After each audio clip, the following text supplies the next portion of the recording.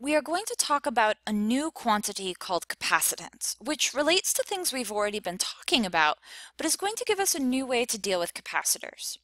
So one thing to realize is that up till now, we've been talking about parallel plate capacitors, where you have positive charges and negative charges in more or less an infinite plane, or we approximate it that way, and then we said we got a uniform field. But actually, there's going to be some properties of thinking about the relationship between charge, potential, electric field, and so on that we might want to define for other types of geometries. So we need to generalize that a little bit. So what we're going to do is create a quantity called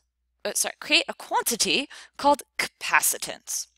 And the idea is that we have capacitance when we have some positive charge and negative charge.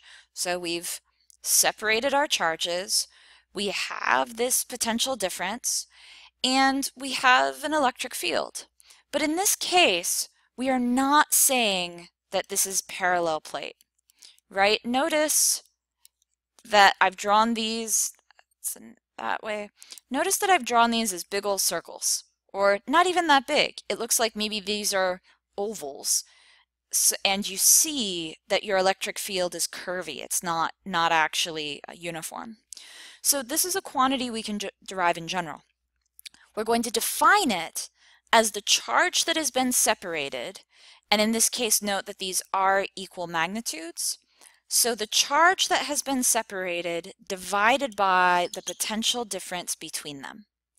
So we're not saying, oh, look, there's something new. We're just saying, well, let's actually just divide those two things. So the unit that we use for talking about capacitance is the farad, and very rarely do you have something that is a farad capacitor. Normally the capacitance of an object is going to be microfarads, nanofarads, picofarads, usually really small. Note that if we rearrange this equation by just bringing up delta V, we have this other equation, again, completely equivalent to that, just a different rearrangement. And so if you have your delta V and if you have your capacitance, you can find Q. And this is pretty useful because honestly, when we think about measurement, have you ever been able to measure charge yet? No. We can measure delta V pretty easily. It's actually really difficult to measure electric field.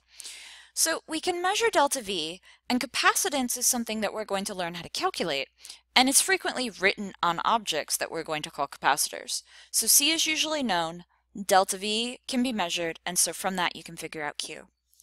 So now what is the validity of this? What is the importance? Why do this? This parameter C only relates to geometry. And that is the geometry of our object. What are the size of our electrodes? What are their shapes? What is their spacing? And it, again, isn't just a parallel plate capacitor. This is very general. So you can have a very complicated object and still define capacitance, and it's only going to depend on geometry. So what doesn't it depend on? It doesn't depend on how much charge is stored. Now you might look at this equation and say, well, yes, it does. No. As you change the charge, the potential must change because C is going to be a constant for our object. So that means as we change the potential, capacitance also doesn't change. As we change our electric field, capacitance doesn't change.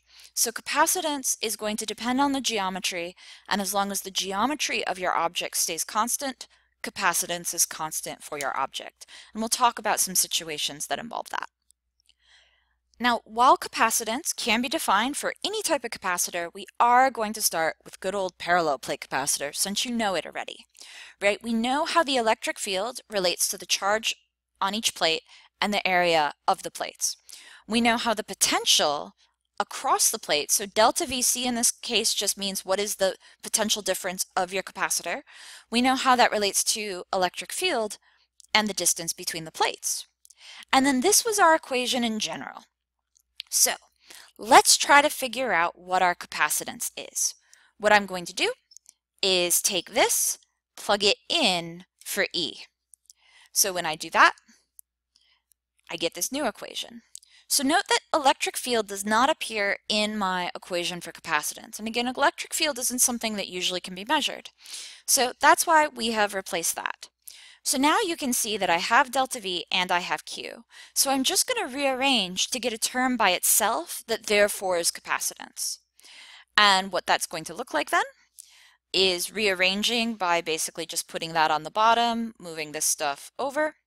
So we're left then with epsilon naught times A over D equals capacitance.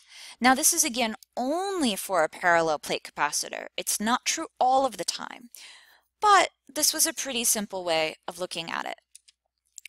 Before, I told you that capacitance only depends on geometry. Remember that epsilon naught here is a constant, that's always the same thing, and then these are A and D are literally due to the geometry, the shape, the separation of our capacitor. So that's how this is useful. So I've used the term capacitor a couple of times. And again, in class, we've talked about parallel plate capacitors. Now, capacitors are a type of fundamental electronics component. So if you were to crack open your computer, you would see some capacitors inside of it, though I don't recommend doing that. If you choose to take Physics 240, which is electronics, you'll learn a whole lot more about capacitors. But so these are pictures of some real capacitors, and to give you a sense, this would be smaller than a dime, so just a little bit smaller than a dime. So these are pretty small, like the size of pills or something. And you can see that most of them don't look like big infinite squares next to other infinite squares. So we have to think about other shapes, other configurations, and having this general object called general quantity called capacitance allows us to do that. So again, in general, this is going to get much more complicated, but we're not going to talk about electric fields necessarily the same way we did for a parallel plate capacitor because it gets to be too complicated to talk about. But we can measure potential and we can figure out capacitance, and then that relates back to charge, which is going to be helpful when we start thinking about circuits.